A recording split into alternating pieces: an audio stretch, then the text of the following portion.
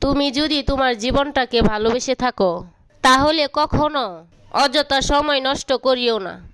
কেননা প্রত্যেকটা জীবনই সময়ের বেড়া জাল দিয়েই সৃষ্টি।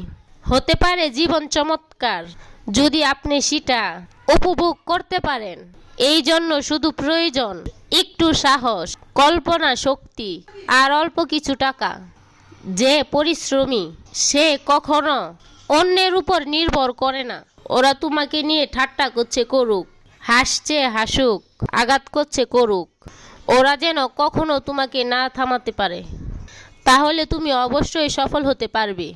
তুমি কখনো এক লাইফে ছোট থেকে বড় হয়ে যেতে পারবে না। তোমাকে অবশ্যই সময় এবং ধৈর্য ধরতে হবে। কোনো কিছু যদি তোমার কাছে সত্যি গুরুত্বপূর্ণ হয় তাহলে তুমি সেটা অবশ্যই করবে। পৃথিবীর কোনো শক্তি তোমাকে যেন থামাতে না পারে।